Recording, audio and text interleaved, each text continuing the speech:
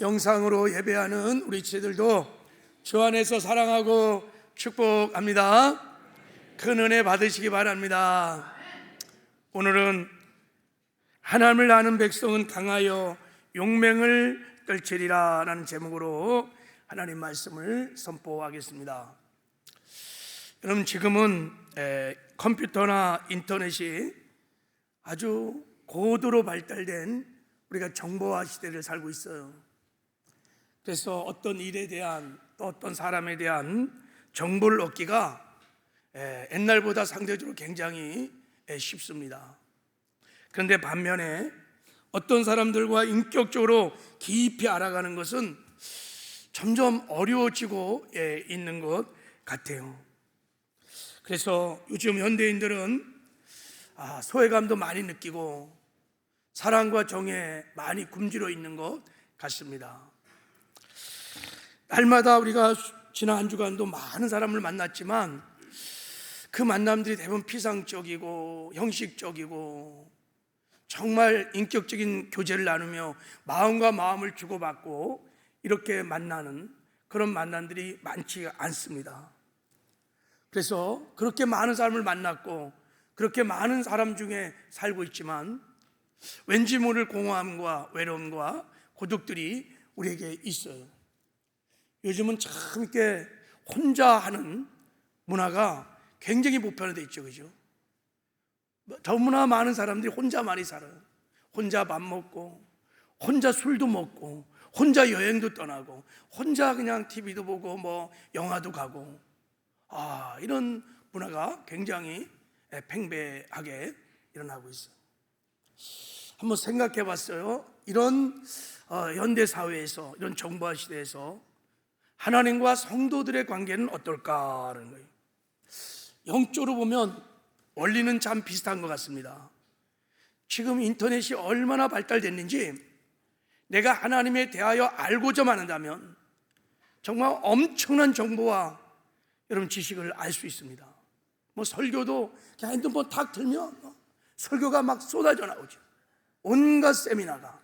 그리고 내가 성경을 정말 알고 싶으면 맘만 먹으면 엄청난 정보들이 인터넷 속에 담겨져 있습니다.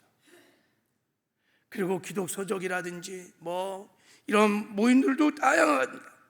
그런데 상대적으로 정말 하나님 그분 자체를 경험적으로 아는 것은 점점 어려워지고 있는 것 같습니다.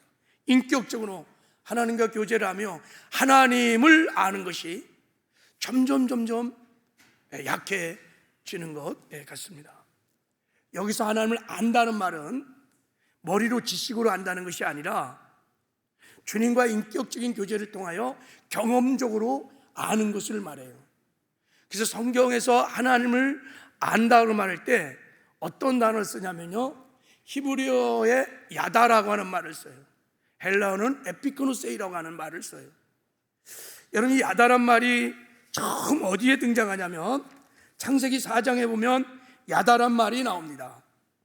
아담이 그 안에 하와와 동침하매 그럴 때 이 동침하다, 이게 여러분 야다라는 히브리 단어입니다. 그러니까 남녀가 결혼해서 서로 몸을 막 섞으면서 그렇게 살아가는 거예요. 그렇게 아는 거예요. 우리가 하나님을 알아간다는 것은 바로 이런 거예요. 부부가 같이 살면서 인격적인 교제를 나누면서 경험적으로 아는 거예요. 하나님을 아는 것을 이 야다라는 단어를 사용하는 것입니다.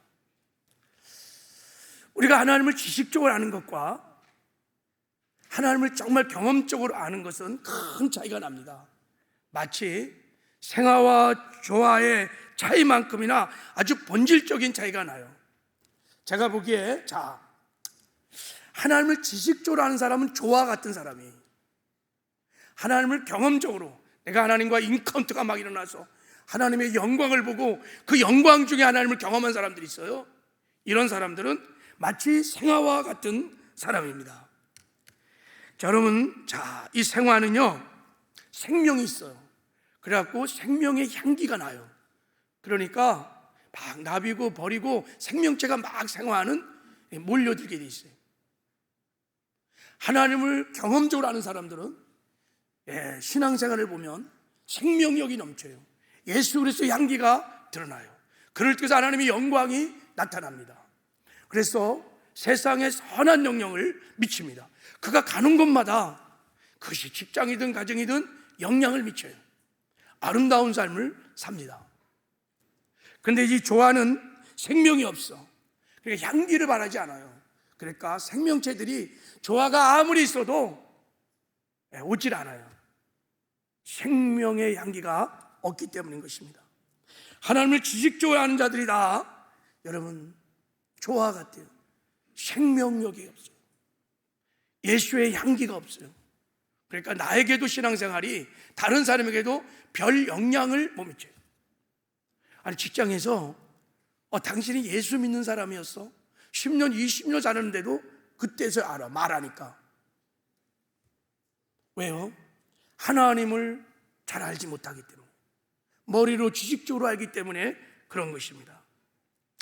하나님은 우리가 생아처럼 생명력으로 충만하여 가는 곳마다 하나님의 임재와 영광을, 하나님의 나라를, 인격과 성품을 드러내고 나타내는 작은 예수의 삶을 살기를 원하십니다. 이게 여러분 하나님의 소원이. 그래서 하나님은 인격적으로 깊이 알아가기를 원하십니다. 그래서 호세아에서 보면은 하나님을 알자, 우리가 힘써 하나님을 알자 막 호소를 하고 있어요. 그리고 성경에 보면 하나님을 알아가라고 할 때 그것이 다 명령입니다. 무슨 권면이나 하나님 부탁하는 게 아니에요. 하나님을 알아가라 명령하세요. 자, 우리 에레미야 9장 말씀을 한번 보겠습니다. 자, 이 말씀을 같이 한번 읽어볼게요. 자, 시작. 여호와께서 이같이 말씀하시되 지혜로운 자는 그 지혜를 자랑치 말라. 용사는 그 용맹을 자랑치 말라. 부자는 그 부함을 자랑치 말라. 자랑하는 자는 이것으로 자랑할지니 곧 명철하여 나를 아는 것과 나 여호와를 인애와 공평과 정직을 땅에 행하는 자인 줄을 깨닫는 것이라. 나는 이 일을 기뻐하노라. 여호와의 만일이라. 예수 믿는 우리 그리스도인들은 세상 사람들처럼 지혜를 자랑하지 말라는 거예요. 너의 지식, 가방끈들 이런 거 자랑하지 말라는 거예요. 너의 욕망, 세상의 힘이라고 하는 돈, 권력, 외모 이런 거 자랑하지 말라는 거예요. 너의 부함을 자랑하지 말라는 거예요. 뭐를 자랑하느냐? 내가 하나님을 아는 것을 자랑하라는 것입니다. 내가 하나님의 인격과 성품을 아는 것을 자랑하라는 거예요. 내가 이 일을 기뻐하노라. 하나님이 정말 기뻐하는 것은 하나님의 자녀들이 하나님을 깊이 알아가는 거예요. 하나님을 닮아가는 것입니다. 그리고 우리의 신앙의 궁극적인 터미널 골 목적이 To know God, 하나님을 알아가기를 원하시는 거예요. 그리스도의 장성한 분량까지 우리가 예수님을 닮아가기를 원하십니다. 이게 하나님의 소원이에요. 이게 하나님의 비전이에요. 그래서 우리 모든 그리스도인들은, 제가 연초에 말씀드렸죠, 우리가 붙들어야 할 3가지 비전 중에 첫 번째 비전이 하나님을 알아가는 거예요. 하나님을 닮아가는 것입니다. 할렐루야.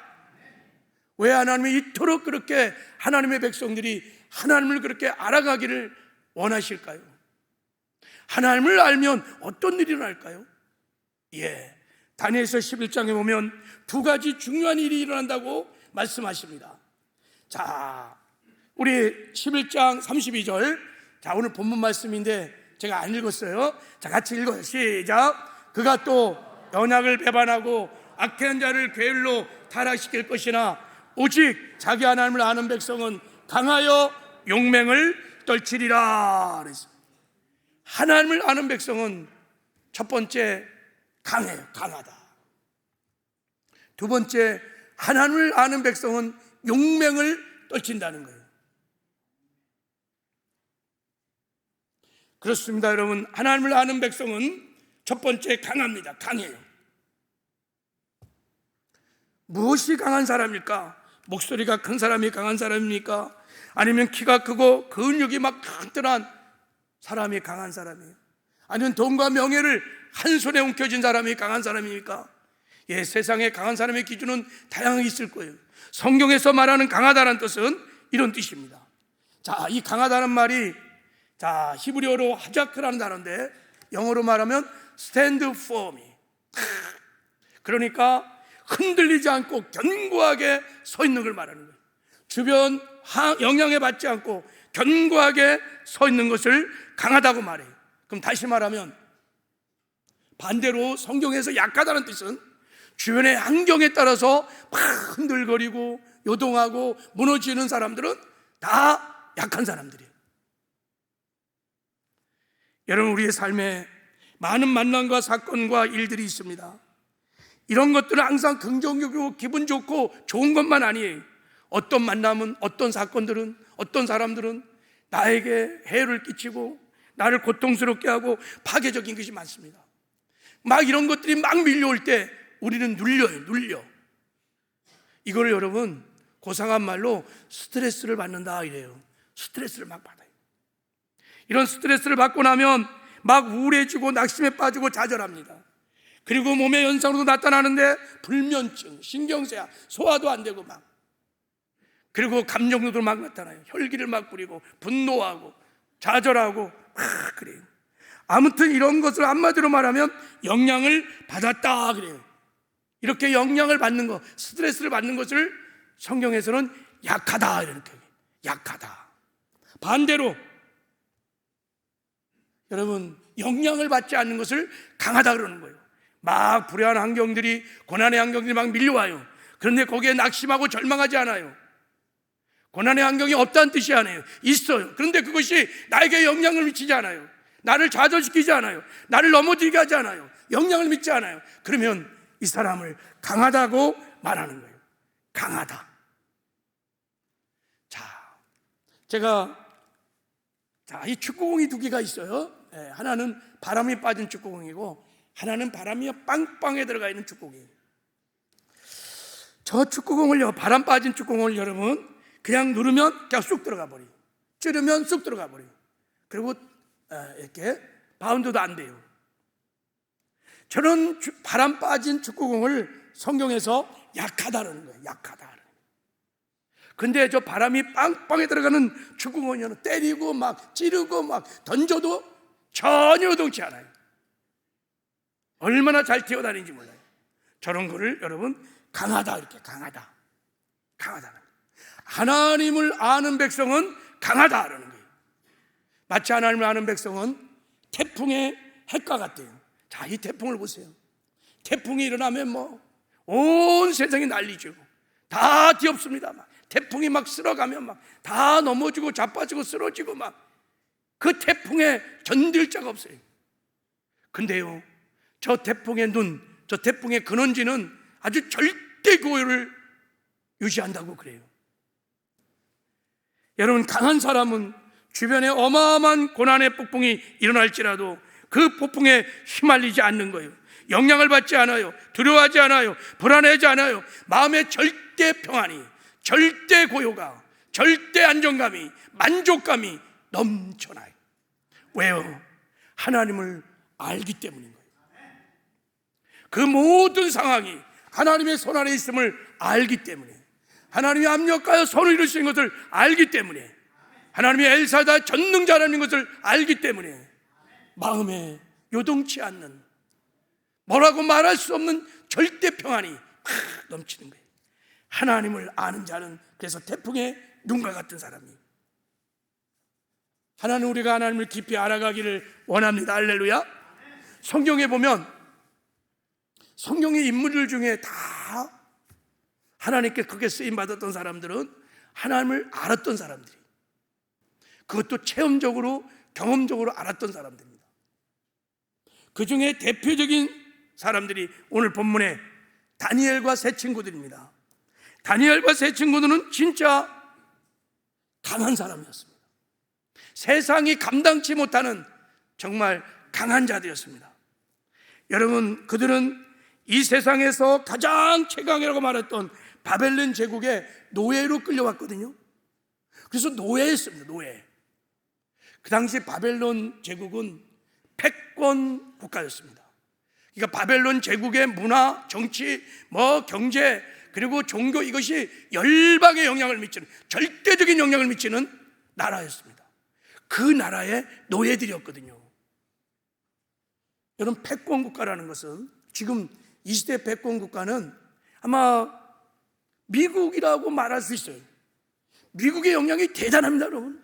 미국의 정치, 미국의 문화, 미국의 달러, 미국 대통령, 얼마나 지금 영향을 미치고 있는지 몰라요.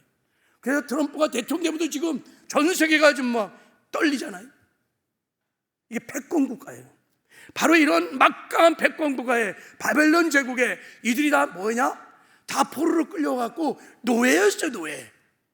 근데 이들이 바벨론의 그 제국의 한복판에 살면서 영향을 받지 않습니다.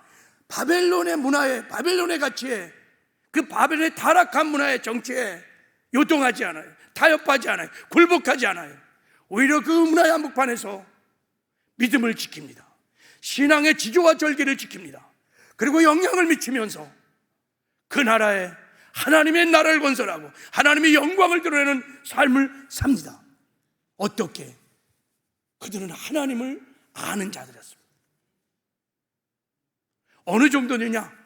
느부갓네살 왕이요, 너희들 금시상을 만들어 놓고 너 여기 절하지 않으면 당장 풀무불에 던질 거야. 금령이 떨어졌어요.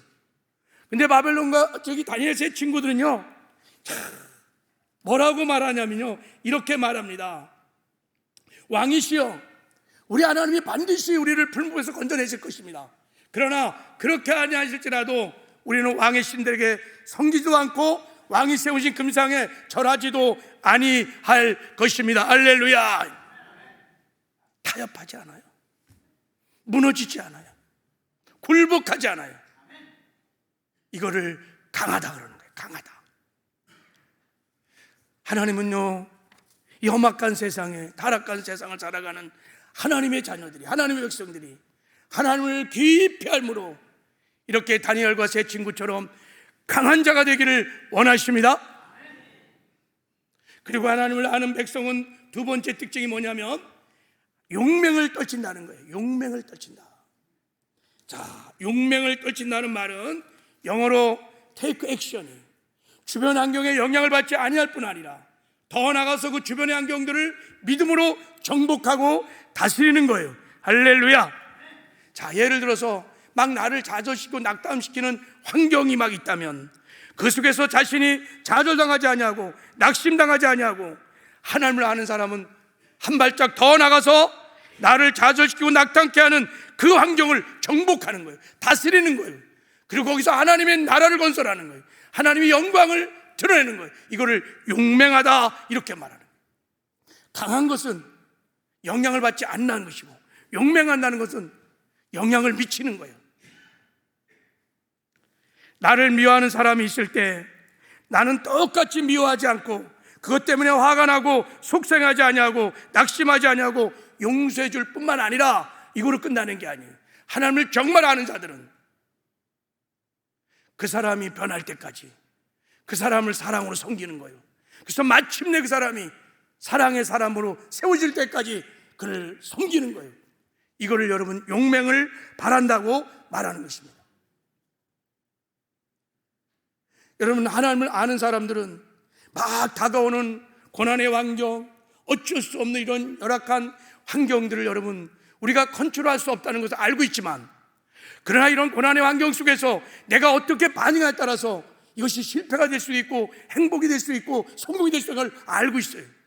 내가 믿음으로 반응함에 따라서 이것이 성공이 될 수도 있고 실패가 될 수 있다는 걸 알고 있기 때문에 언제나 이런 상황 속에서 믿음으로 반응하는 거예요. 오직 하나님을 신뢰하고 하나님을 바라보며 믿음으로 반응할 때 여러분 환경을 뛰어넘는, 환경을 통해서 하나님의 영광을 드러내는 삶을 살게 되는 줄 믿습니다. 이걸 용맹하다 하는 거예요. 우리 교회사에, 한국교회사에 정말 강했던, 용맹했던 분이 누구시냐? 손양원 목사님이십니다. 이 목사님은요, 아들을 죽인 원수를 용서했어요. 용서. 그러니까 손양원 목사님은 이 억울하고 고통스럽고 아픈 환경을 다 이긴 거예요. 환경에 일단 영향을 받지 않았어요. 근데 여기서 멈춘 게 아니에요. 하나님을 정말 아는 사람은 여기서 멈추지 않아요. 그 원수를요 용서할 뿐만 아니라 양자로 삼아서 그를 훌륭한 사람으로 키워냅니다. 이것으로 환경을 정복하고 다스리는 거예요.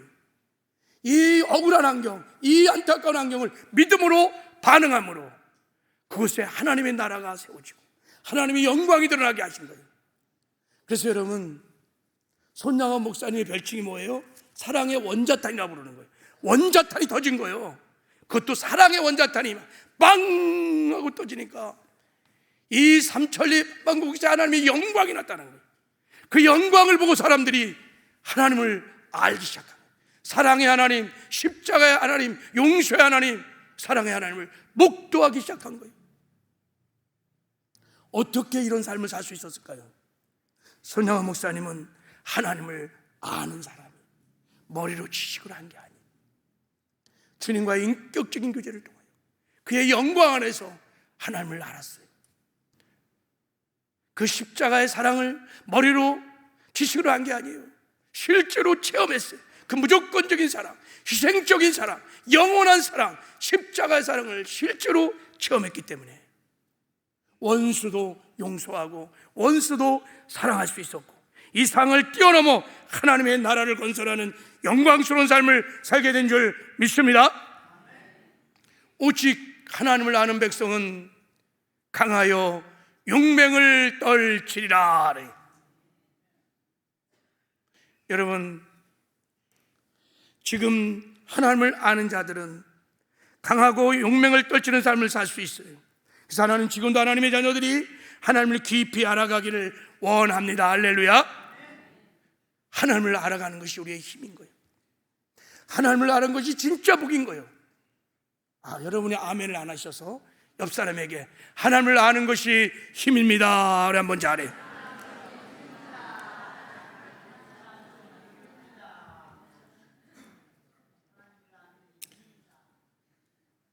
여러분 여기에 정말 아멘이십니까?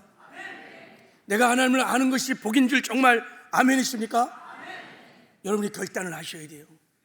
내가 새해는 정말 예수님을 알아가야지, 예수를 닮아가야지, 이게 정말 힘이구나, 이게 진짜 복이구나. 할렐루야. 결단하셨다면 지금부터 설교를 잘 들으셔야 돼요. 그리고 진짜 은혜가 돼요. 이제부터 이 결단을 안 한 사람은요 지금부터 시작하는 설교가 은혜가 안 돼. 그러나 진짜 그래 내가 하나님을 정말 알아가고 하나님을 닮아가는 것이 내 인생의 비전이요 목표라고 결단한 사람들은 오늘 정말 귀한 메시지를 여러분이 듣게 될 것입니다. 할렐루야. 자, 어떻게 우리가 하나님을 일상의 삶에서 이런 예배당만 말고 여러분의 부르심의 자리, 직장에서, 가정에서, 일상의 삶에서 하나님을 경험적으로 인격적으로 알아갈 수 있을까요? 자, 오늘 본문 말씀에 하나님을 알므로 강하고 용맹을 발했던 사람이 나옵니다. 그게 사도 바울이에요. 사도 바울이 얼마나 강하고 용맹을 발했던 사람인지, 자, 사도 바울의 신앙 고백을 한번 보겠습니다. 자, 우리 한번 이 고백을 읽어보겠어요. 시작. 우리가 사방으로 우겨쌈을 당하여도 쌓이지 아니하며 답답한 일을 당하여도 낙심하지 아니하고 박해를 받아도 버림받지 아니하고 거꾸로 뜸을 당해도 망하지 아니하리로다. 우리가 사방에서 우겨쌈을 당해도 쌓이지 않는다는 거예요. 저 사방에서 오는 우겨쌈이 뭐냐면 스트레스예요.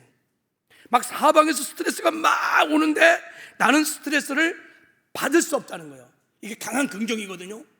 스트레스를 나는 받을 수 없다는 거예요. 근데 스트레스가 없다는 뜻이 아니잖아요. 그죠?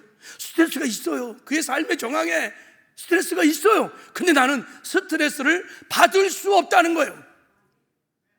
또 답답한 일을 당해도 낙심하지 아니하며, 이 답답한 일이 여러분 정말 억울한 일, 여러분 고통스러운 일, 해결책이 보이지 않은 어려운 일을 말하는 거예요. 이런 답답한 일이 막 사방에서 밀려오는데도 나는 낙심하지 않는다는 거예요. 절망하지 않는다는 거예요. 이 말이 여러분 절망하지 않을 수밖에 없다는 이런 뜻이에요. 어떻게 이런 삶을 살까요? 핍박을 받아도 나는 버림받지 아니하고 거꾸름 당해도 망하지 않는다는 거예요. 얼마나 강한지 몰라요. 외부의 영향력 전혀 사도 바울은 요동치 않아요. 야, 스탠드 펌, 견고하게 탁 서있죠. 태풍의 해과 같죠. 사도 바울의 신앙 고백을 쭉 한번 우리가 묵상해 보면 놀라운 고백을 합니다. 자, 고린도후서 6장에서는 이런 고백을 해요. 자, 이건 제가 한번 읽어볼게요. 무명한 자 같으나 유명한 자요, 죽은 자 같으나 보라 우리가 살아있고, 징계를 받은 자 같으나 죽임을 당하지 아니하고, 근심한 자 같으나 항상 기뻐하고, 가난한 자 같으나 많은 사람을 부욕케 하고, 아무것도 없는 자 같으나 모든 것을 가진 자로다. 할렐루야. 이 말이 여러분 얼마나 강하고 용맹을 떨치는지, 가는 곳마다 하나님의 영광을 나타내고, 가는 곳마다 하나님의 여러분 나라를 건설하고 영향을 미치는 거예요. 여러분, 아무것도 없는 것 같은데 모든 것을 가진 자로, 가난한 자 같으나 많은 사람을 부욕케 하는 너무나 아름다운 삶을 살고 있는 고백이. 자, 어떻게 여러분 이런 고백들이, 저는 옛날에 이런 말씀을 묵상하면서 야, 이런 고백이 진실일까? 그냥 척하는 걸까? 성경책에 그냥 사도 바울이 그냥 편지로 기록한 것일까? 어떻게 이런 역설적인 삶을 정말 살 수 있을까? 근데 사도 바울은 이렇게 살아냈던 거예요. 이런 걸 여러분 전천후 신학이라는 거예요. 전천후 신학. 어떻게 사도 바울이 이렇게 강하고 용맹을 발하는 삶을 살 수 있었을까요? 두말할 것도 없이 하나님을 경험적으로, 인격적으로 알았기 때문입니다. 다른 길이 없어요. 두말할 것도 없이 하나님을 깊이 인격적으로 알았기 때문입니다. 그러면 사도 바울은 어떻게 이렇게 하나님을 잘 알 수 있었을까? 자, 먼저 사도 바울의 신앙의 목표가 뭔지를 일단 우리가 좀 생각해 봐야 돼요. 그의 간절한 소원이 무엇인지. 사도 바울에게는 간절한 소원이 한 가지 있었습니다. 자, 빌보서 4장에, 우리 빌보서 3장에 나와 있어요. 자, 우리 한번 이 말씀을 한번 읽어보겠습니다. 7절부터 시작. 그러나 무엇인지 내게 유익하던 것을 내가 그리스도를 위하여 다 해로 여길 뿐더러 또한 모든 것을 해로 여김은 내 주 그리스도 예수를 아는 지식이 가장 고상함을 인함이라. 내가 그를 위하여 모든 것을 잃어버리고 배설물로 여김은 그리스도를 얻고 그 안에서 발견되려 함이니라. 나의 간절한 소원 한 가지, 예수 그리스도를 알고 싶은 거예요. 예수 그리스도를 닮고 싶은 거예요. 이게 사도 바울의 간절한 마음의 소원이에요. 예수를 알고 싶어서 내게 유익했던 모든 것을 해로, 배설물로 여겼다는 거예요. 여기서 말하는 배설물은 똥입니다. 똥. 내게 유익했던 것이 뭡니까? 내가 베냐민 자요, 히브리인 중에 히브리요, 내가 율법에 흠이 없는 자요, 내가 가졌던 지식, 내가 쓴 학문, 내가 갖던 명예, 내가 갖던 권력, 내가 가진 돈, 이 모든 세상의 힘이 다 똥과 같았다니.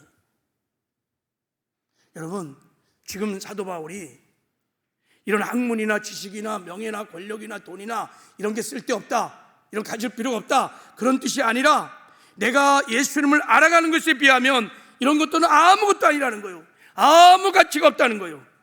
마치 아침에 붉은 태양이 떠오르는데 거기서 촛불을 자랑할 사람이 있겠냐는 거예요. 그 찬란한 태양빛 앞에서 이 촛불을, 이 학문을, 내 지식을, 내 돈을 아무 가치가 없다.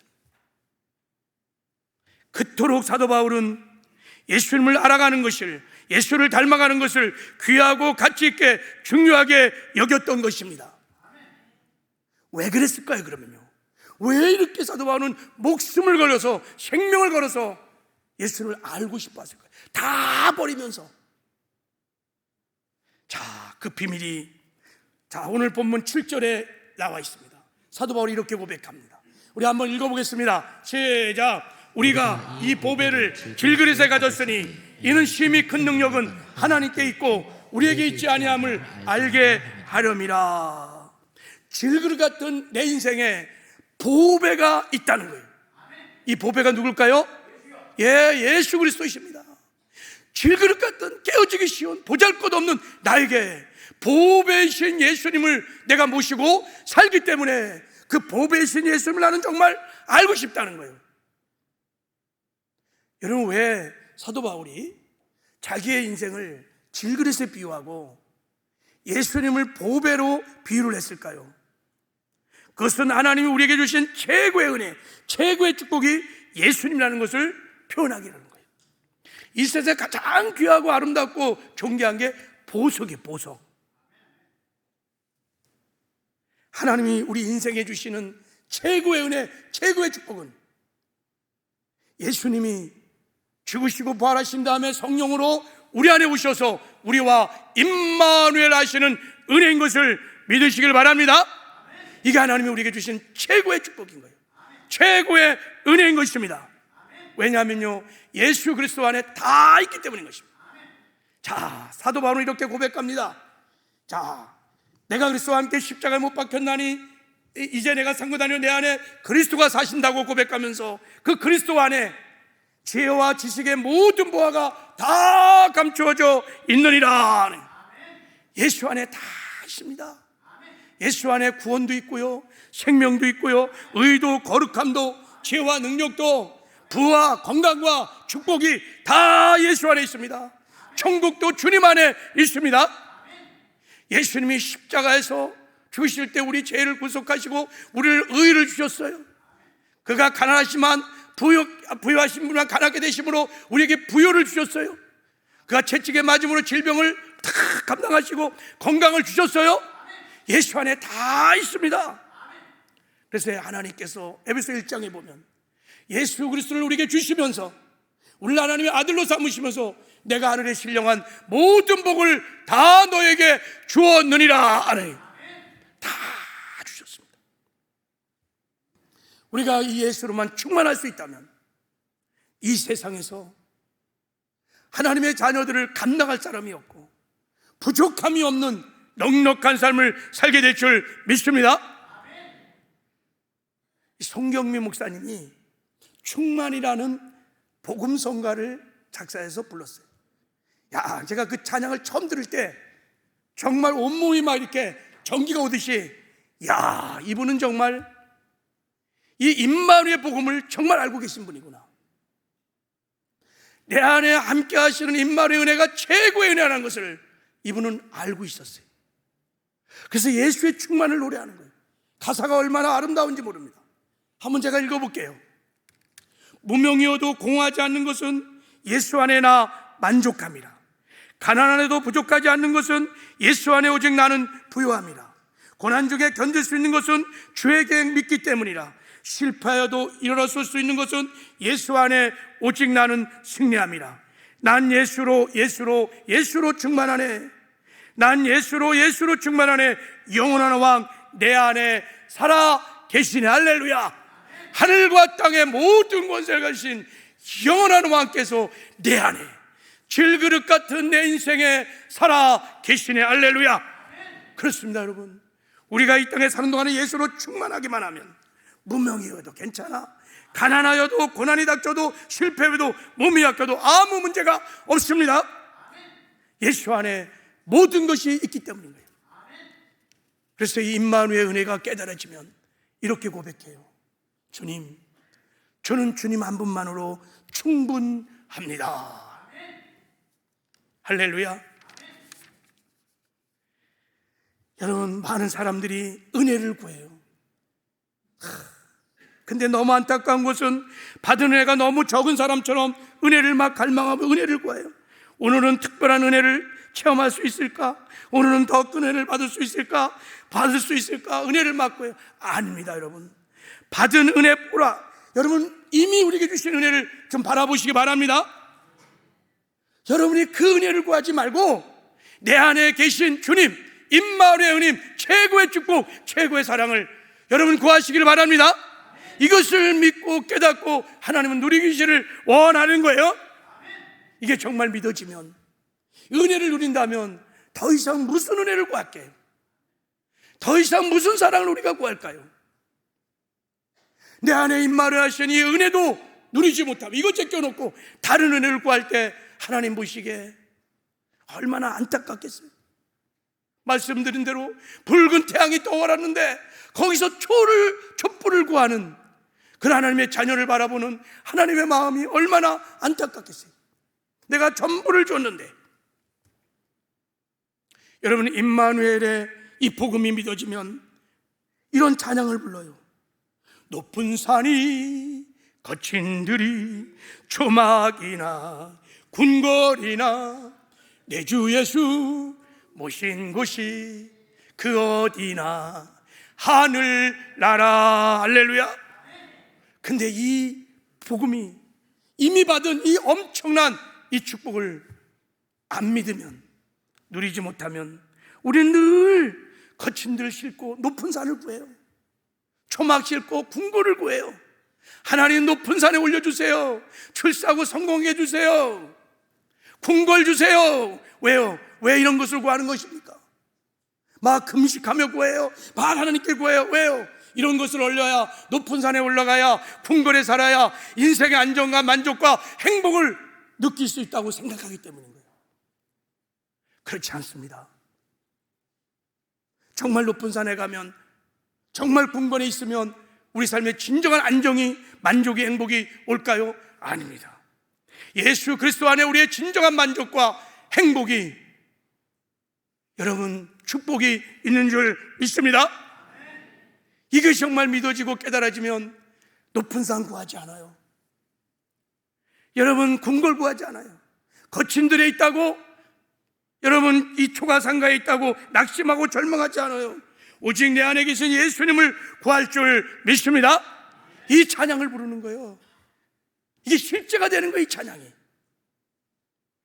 주님이 나와 함께 하시는데 무엇이 두렵고, 주님이 나와 함께 하시는데 무엇이 부족하며 내가 또 어떤 은혜를 구할 것입니까?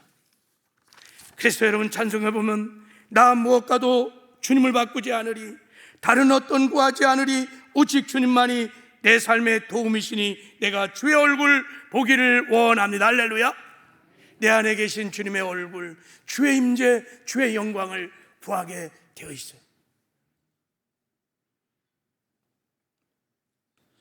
여러분, 이제부터 우리의 관심은 내 안에 계신 주님에 집중하는 은혜가 있기를 바랍니다. 다른 은혜 구하지 말고 이미 주신 은혜를 믿고 깨닫고 누리는, 여러분, 그 길들을 하나님께 구하시기를 바랍니다. 왜 나는 누리지 못하는가? 왜 나는 믿지 못하는가? 그래서 나는 왜 이렇게 피폐한가? 여러분, 이것을 고민하고 이것을 주님께 기도하시기를 바랍니다. 자, 그러면 우리가 물어봐야 돼요. 사도 바울은 어떻게 내 안에 계신 주님을, 그 영광을, 임재를 그렇게 누리면서 그렇게 하나님을 알아감으로 그렇게 주 안에서 용맹을 바라는 강한 삶을 살 수 있었을까요? 그 비결이, 자, 10절에 나와 있습니다. 자, 우리 한번 읽어보겠습니다. 시작. 우리가 항상 예수의 죽음을 몸에 짊어지면 예수의 생명이 또한 우리 몸에 나타나게 하려 함이니라. 항상 24시간 365일 예수의 죽음을 내 짊어진다는 거예요. 다시 말하면 예수 죽음 내 죽음으로 받아들인다는 거예요. 무슨 말입니까? 십자가 예수님이 죽으실 때 내 죄만 사하신 것이 아니라 내 옛사람도 예수님이 십자가에 못 박혀 죽을 때 다 죽었다. 예수 죽음 내 죽음, 그리고 예수 부활 내 부활, 이제는 주님이, 부활의 주님이 내 안에 오셔서 나와 함께 사신다. 나는 죽고 예수로 사는 삶이다. 그래서 주님과 여러분 동행하는 삶을 사니까 나를 통해서 예수 생명이 나타나기 시작하는 거예요. 예수의 나라가 나타나기 시작하는 거예요. 예수의 지혜가 나타나기 시작하고 능력이 나타나기 시작하는 거예요. 할렐루야. 이렇게 나는 죽고 예수로 살아 주님과 동행하기 시작하면 우리가 일상의 삶에서 나와 함께 하시는 주님의 임재들을 경험하기 시작합니다. 영광을 실제로 보기 시작합니다. 그때 우리는 변화가 일어나기 시작합니다. 주님을 알아가기 시작합니다. 머리로 지식을 아는 그런 주님이 아니에요. 나와 함께 하시는, 동행하시는 그 주님을 실제로 알기 시작합니다. 그래서 생화처럼, 물길을 거슬러 가는 살아있는 물고기처럼 세상에 영향을 미치는 삶을 살아내는 줄 믿습니다. 그래서 여러분, 내 안에 보석이 이렇게 보세요. 그래서 나는 죽고 예수로 살아야, 우리가 주님과 동행하기 시작하면 여러분, 반드시 우리가 주님을 알아가는, 주를 닮아가는 성화의 구원을 이루어가게 될 줄 믿습니다. 저는 믿어요. 그리고 확신해요. 신약시대에 우리가 하나님을 알아갈 수 있는 최고의 방법이 뭐냐? 하나님 믿지 않는 방법이 뭐냐? 주님과 동행하는 거예요. 여러분, 구약시대는요, 하나님을 알려면요, 성막이나 성전에 주님이 임하셨어요. 간헐적으로 만나서 그 영광을 보고 주님을 알아갔어요. 신약시대는 여러분, 그 하나님께서, 창조자 하나님께서 주의 성령으로 우리 마음을 성소함고 우리 안에 임하였습니다. 할렐루야. 임마누엘 하셨습니다. 할렐루야. 여기에 눈이 열려야 돼요. 이 주님과 동행하셔야 돼요. 이 주님과 동거하시고 이 주님과 동역하기 시작하면 우리는 여러분, 그분의 임재를, 그분의 영광을 목도하면서 주님을 닮아가는, 주를 알아가는 놀라운 은혜를 받게 될 줄 믿습니다. 그림 좀 다시 한번 보세요. 그래서 질그릇이 깨어져야 돼요. 여러분, 질그릇이 죽어야 돼요. 그래야 보석이 빛날 수 있어요. 여러분, 질그릇을 갖고 화장을 하고 치장을 하고 꾸미면 여러분, 보배이신 예수님은 더 이상 드러나지 않아요. 그래서 질그릇인 거예요. 깨져야 돼요. 죽어야 돼요. 내가 죽어야 내 안에 예수님이 사시고, 내가 죽어야 예수님이 나를 통해서 예수님의 삶을 살면 주의 영광이 드러나게 될 줄 믿습니다. 그러면 어떻게 우리가 내 안에 계신 보배이신 예수님과 동행할 수 있을까? 자, 제가 성경을 연구하고 묵상하면서 주님과 동행하는 신앙의 7가지 원칙을 정했어요. 저도 이 복음이 믿어지면서 더 이상 임마누엘 복음, 주님과의 동행, 여주 동행의 설교가 아니면 별로 전하고 싶지가 않아요. 다른 이런 은혜를 전하고 싶지가 않아요. 이 은혜만 깨닫고 이 은혜만 믿고 이 은혜 누릴 수 있다면 더 이상 여러분 부족함이 없어요. 그래서 주구장창 맨날 여주 동행, 임마누엘 복음을 전하는 거예요. 예수 죽음 내 죽음, 예수 부활 내 부활, 예수 승천 내 승천, 예수 보자 내 보자, 주의 성령 내 안에, 내가 예수 안에. 할렐루야. 이 복음이 눈이만 열리면 우리 세상에 정말 강력한 영향을 미칠 수 있는, 강하고 용맹을 떨치는 아름다운 삶을 살 수 있습니다. 그래서 이런 소망을 가지고 여러분, 이거 7가지 신앙의 원칙을 세운 거예요. 첫 번째, 나는 죽고 예수로 살겠다. 그래야 여러분 주님과 동행해요. 여러분 믿으셔야 돼요. 내 안에 주님이 계시다는 것을 믿으시기 바랍니다. 그리고 믿음의 눈을 열어 주님을 바라보시기 바랍니다. 믿으며 주의 온전케 하시는 예수를 바라보라. 주를 바라본다는 것은 안전하서나 주님을 생각한다는 거예요. 그분을 의식한다는 거예요.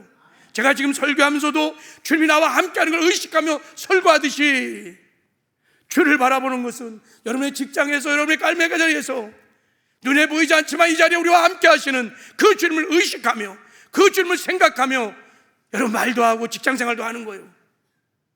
그러면요, 주님의 마음이 부어지기 시작합니다. 주님의 뜻을 알기 시작합니다. 주님과 이렇게 인격적인 교제를 하기 시작하면 주님의 마음을 알기 시작합니다. 그러면 그때부터 주님의 마음을 선택하여 우리가 순종하기 시작하면 주님과 동행이 일어나기 시작해요. 주님과 동행이 일어나면 그분의 임재를 경험하기 시작하고, 그때 우리는 비로소 주를 닮아가기 시작합니다. 우리가 변화되기 시작합니다. 할렐루야. 두 번째, 날마다 기도와 말씀 생활을 실천하겠습니다. 왜 그러냐면 우리 속사람이 강건해야 주님과 동행할 수 있습니다. 여러분, 우리도 새끼밥을 꼬박꼬박 퍼먹어야 살 수 있어요. 우리 속사람도 양식이 있습니다. 반드시 속사람은 양식을 먹어야 하지만 강건해질 수 있어요. 속사람의 양식이 뭡니까? 딱 2가지. 첫 번째는 성령 충만이고, 그리고 말씀인 것입니다. 할렐루야. 살리는 것은 영이니 내게 이른 말이고 영이요 생명이니라. 2가지밖에 생명이 없어요. 그래서 우리가 기도함으로 성령 충만하고 날마다 말씀의 떡을 먹으면 속사람이 강건해지면 주님과 동행하는 삶을 살게 되는 것입니다. 그래서 성도에게 있어 기도 생활, 말씀 생활은 선택이 아닌 것입니다. 반드시 날마다 기도함으로 성령의 생수를 마시고 날마다 하나님의 말씀을 묵상함으로 생명의 떡을 먹어야 될 줄 믿습니다. 성령의 생수를 먹지 않고 말씀의 떡을 먹지 않으면 밥을 먹지 말아야 돼요. 밥을 먹지 말아야 돼요. 내 육신이 어떻게 비실비실한지를 경험해 봐야 돼요. 여러분, 늘 깨어 기도함으로 성령 충만하고 말씀 충만 속사람이 강건해서 끊임없이 떠오르는 육의 생각을 다 제거하고 성령이 주시는, 머리 대신 주님이 주시는 영의 생각을 다 붙들고 강철 같은 의지로 그 생각을 붙들고 순종하고 나가면 주님과 동행하는 삶을 살게 될 줄 믿습니다.